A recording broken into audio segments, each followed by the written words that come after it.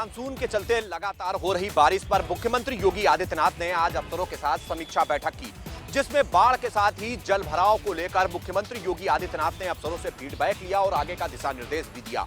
मुख्यमंत्री योगी आदित्यनाथ ने स्पष्ट किया कि ऐसे जिले जहां पर लगातार बाढ़ की समस्याएं हैं, वहां पर जो योजनाएं हैं उनको तेजी के साथ पूरा किया जाए। अफसर लगातार वहां पर तैनात रहें, रात्रि विश्राम भी वहीं पर करें और सबसे बड़ी बात यह है कि अगर वहां पर बाढ़ राहत चौकियां बनाई गई हैं तो उन पर पूरी व्यवस्थाएं रखें, स्वास्थ्य सुविधाएं बेहतर रहें, हर चीजों को लेकर लगातार ध्यान दिया जाए। जिस तरीके की घटनाएं हिमाचल प्रदेश और उत्तराखंड में हुई है, अफसर उससे सबक लें और पूरी तरीके से तैयार रहें। अधिकारी पूरी तन्मयता से काम करें, जो प्रदेश सरकार की योजनाएं हैं उनको जमीनी स्तर तक लागू करें।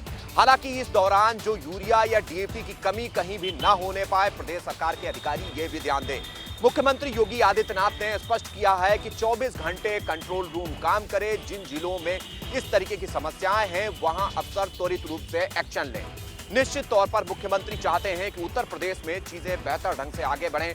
हालांकि इसके पहले भी वो समीक्षाएं करते रहे हैं, लेकिन आज भी बाढ़ राहत कार्यों के साथ ही विभिन्न चीजों को लेकर मुख्यमंत्री योगी आदित्यनाथ ने अफसरों को निर्देश जारी किए हैं। प्रदेश आज उत्तर प्रदेश बीजेपी मुख्यालय पे विस्तारकों को लेकर एक बड़ी बैठक की गई, जिसमें अवध क्षेत्र के सभी विस्तारकों को बुलाया गया था। ये वो विस्तारक थे जिन्होंने उत्तर प्रदेश का नेतृत्व किया था जब प्रधानमंत्री मोदी ने भोपाल में विस्तारकों को मन की बात और अपने बूथ सबसे मजबूत के कार्यक्रमों के दौरान अपना गुरुमंत्र देते हुए नजर आए थे। माना जा रहा है कि अवध क्षेत्र में होने वाली जेपी नड्डा राष्ट्रीय अध्यक्ष की एक जनसभा के लेकर भी इसमें दिशा निर्देश दिए गए हैं। साथ ही साथ 16 लोकसभा सीट को आने वाली अवध क्षेत्र में किस तरीके से आगे रणनीति दी जाए और किस तरीके से प्रधानमंत्री मोदी ने जो मूल मंत्र दिए उसके साथ आगे की रणनीति में काम करते हुए 2024 की मूल मंत्र के साथ रोड मैप तैयार करने का भी जिम्मा दिया गया है। माना जा रहा है कि अब आने वाले समय में और भी जो विस्तारक हैं, जितने भी क्षेत्र के विस्तारक हैं, उनके साथ भी धर्मपाल सिंह संगठन महामंत्री बैठक करेंगे और माना जा रहा है कि इसमें विस्तारक अपने क्षेत्र में किए जाने वाले कार्यों की समीक्षा करके उनका रिपोर्ट कार्ड देंगे, जिससे 2024 में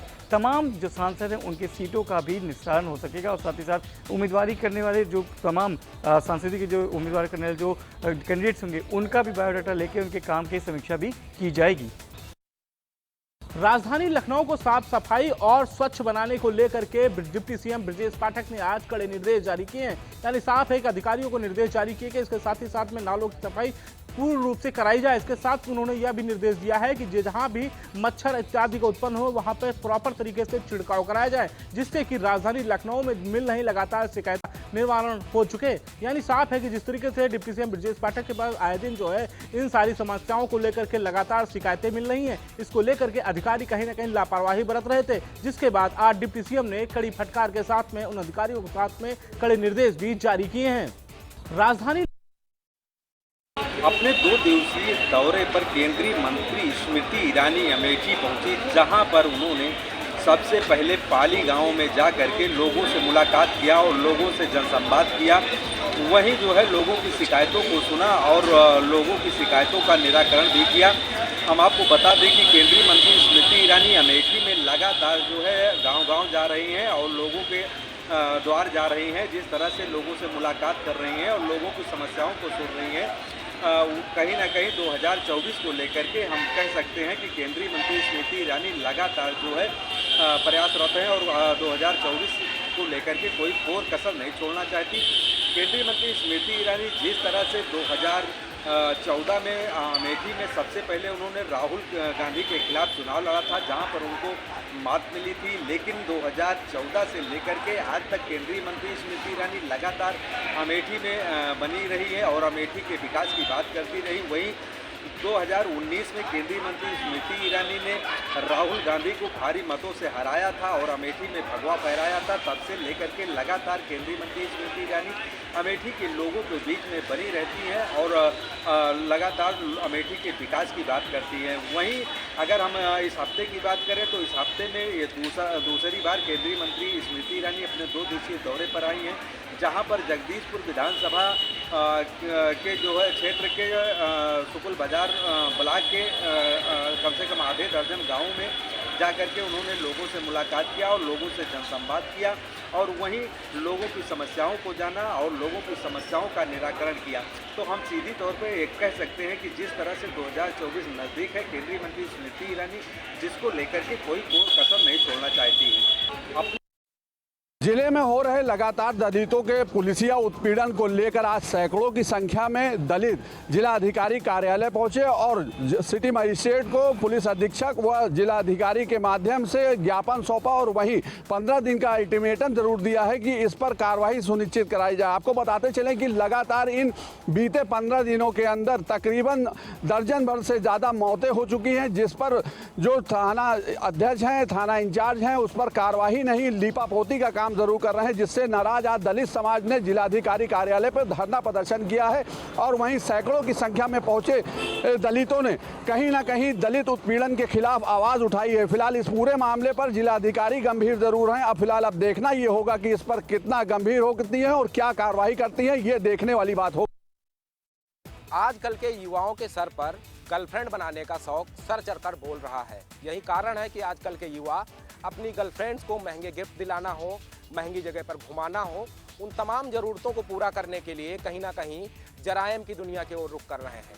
एक ऐसा ही मामला आज राजधानी लखनऊ में देखने को मिला, जहां पर कृष्णानगर पुलिस ने ऐसे शातिर युवाओं को गिरफ्तार किया है जो कहीं ना कहीं अपने गर्लफ्रेंड्स के शौक को पूरा करने के लिए गाड़ियों को चोरी करते थे। चोरी करने के बाद उनसे मिले हुए पैसों के साथ वो अपने गर्लफ्रेंडों के साथ महंगे गिफ्ट साझा करते थे, महंगी जगहों पर घुमाते थे।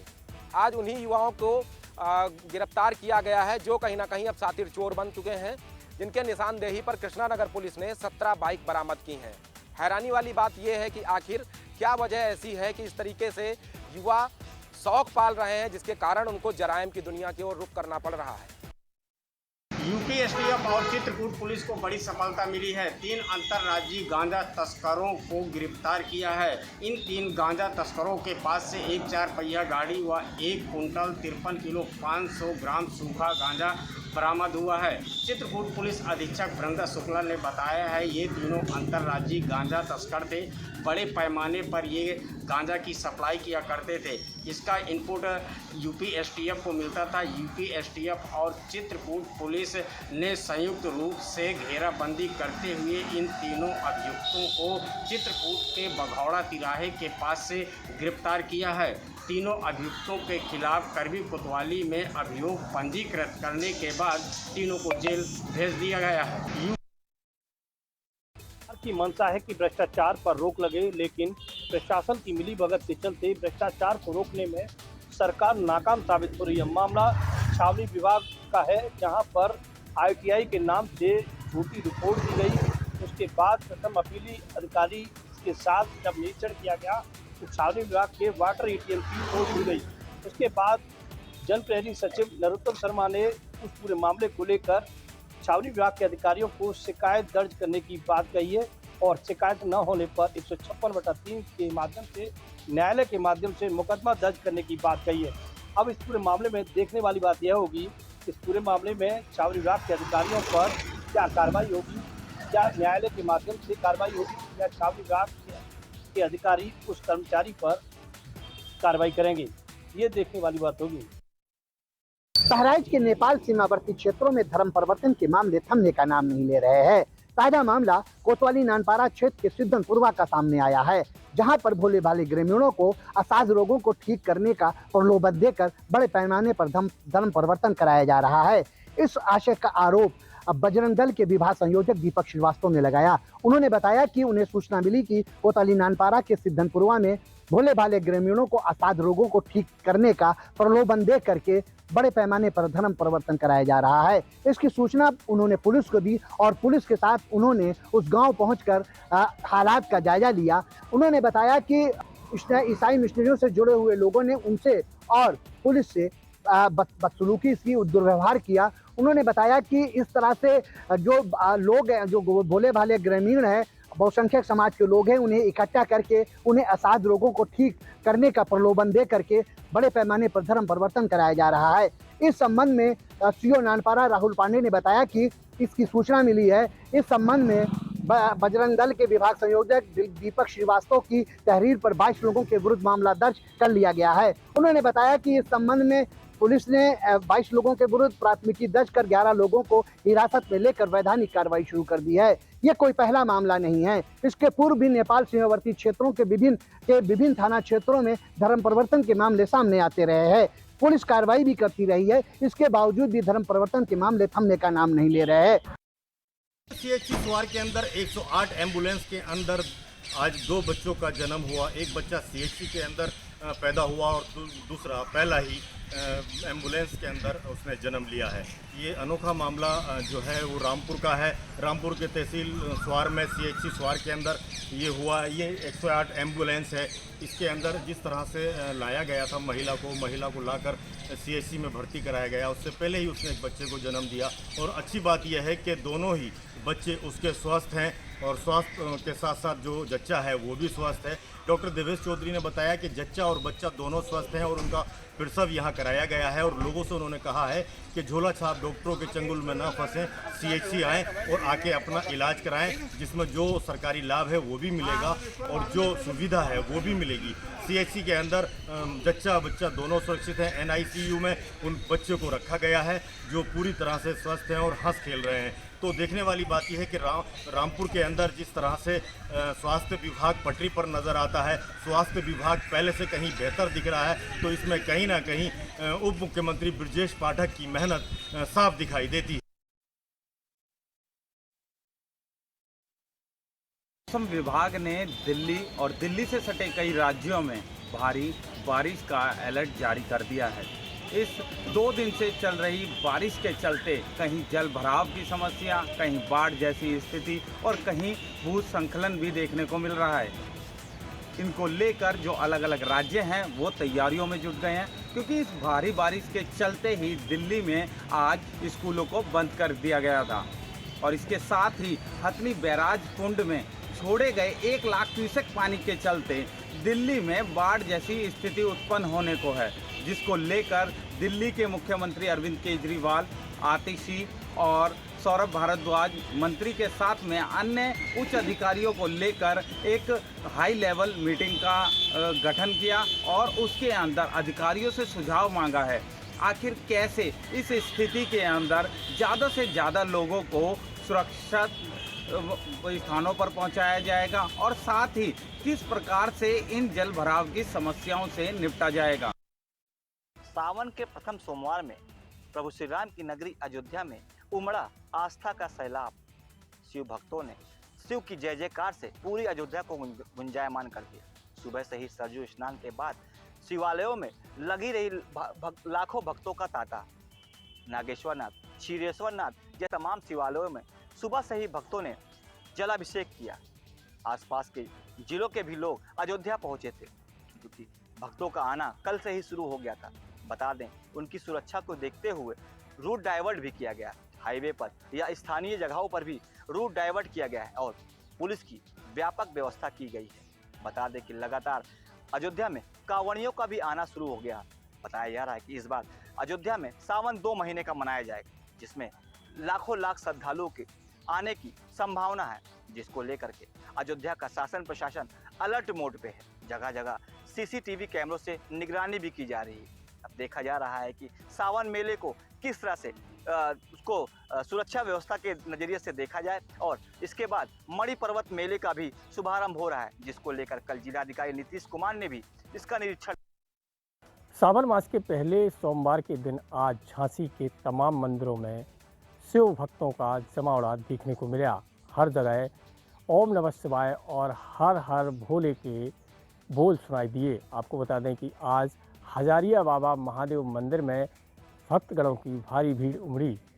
सुबह 4 बजे से ही जो शिव भक्त हैं वो शिवालयों पर आकर पूजा अर्चन करने में जुट गए।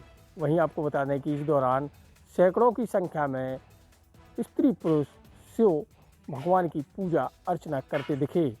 वहीं पौराणिक मान्यता के अनुसार हजारिया बाबा महादेव मंदिर में जो भी भक्तगण आता है उसकी मनोकामना पूर्ण होती है। इसी को लेकर जो शिव भक्त हैं वो अपने अपने तरीके से भगवान शंकर का पूजा अर्चन करते हैं। खासकर श्रावण मास के माह में पूजा अर्चन शिव भक्तों के द्वारा जोरदार तरीके से किया जाता है। वहीं आपको बता दें कि ज़िले में कांवड़ियों का आने जाने का भी सिलसिला अब शुरू हो गया है और शिव भक्त भगवान भोलेनाथ पर जो है नदियों से जल लाकर चढ़ा रहे हैं। इस दौरान प्रशासन के द्वारा भी व्यवस्थाएं चाक चौबंद दिखीं। सावन मास के पहले देखिए, आज सावन के प्रथम सोमवार पर पूर्वांचल के आस्था का केंद्र कहे जाने वाले त्रिलोचन महादेव मंदिर हम इस समय मौजूद है, जहां पर सुबह से ही भक्तों का तांता लगा हुआ है। बारी बारी से भक्त लोग जलाभिषेक कर रहे हैं और बोल बम के नारे लगाकर भगवान महादेव का आशीर्वाद ले रहे हैं, क्योंकि आज सावन का प्रथम सोमवार है।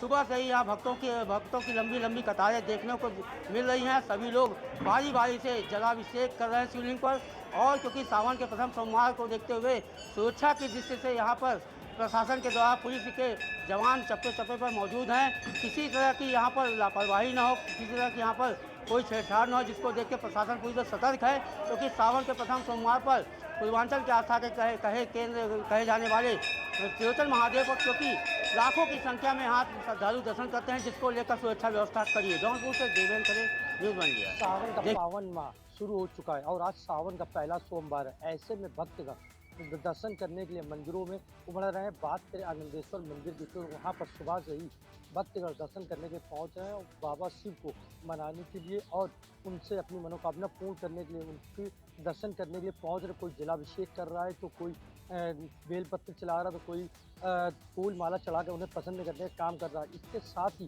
सुरक्षा व्यवस्था की बात की जाए तो उसकी भी काफ़ी व्यवस्था की गई है। लगातार बैरिकेडिंग लगाई गई, CCTV कैमरे नजर रखी जा रही है, पुलिस के जवान तैनात हैं। 4 लाइनें बनाई गई, 2 लाइन से जाने का और 2 लाइन से मंदिर में दर्शन करने के बाद बाहर निकलने का रास्ता बनाया गया है। किसी भी तरह की कोई भगदड़ ना हो, किसी भी तरह की भक्त को दर्शन करने में कोई दिक्कत ना हो, इसके लिए सारी व्यवस्थाएं की गई हैं। सुरक्षा व्यवस्था चाक चौबंद है। इसके साथ ही रूट डाइवर्जन भी किया गया है, जिससे कि जो भी भक्तगण मंदिर परिसर में दर्शन करने के लिए आएंगे तो वो गाड़ी लेकर अंदर तक ना जा सके। उनकी गाड़ी कहाँ पार्किंग होगी, इसके लिए सारी व्यवस्था बनाई गई है। रूट डाइवर्ट किया गया है, किसी भी तरह की जाम की समस्या भी ना बन सके। आपको बताते चले कि इस बार सावन महीना 2 महीने का पड़ रहा है, जिसमें 8 सोमवार होंगे। ऐसे में कहीं ना कहीं 2 महीना माना जा रहा है महासावन। तो सबसे बड़ी बात यह है कि इस बार जो 8 सोमवार पड़ रहा है तो भक्तगण जो है वो 8 सोमवार तक व्रत रह सकेंगे या उनकी मनोकामना पूर्ण होगी।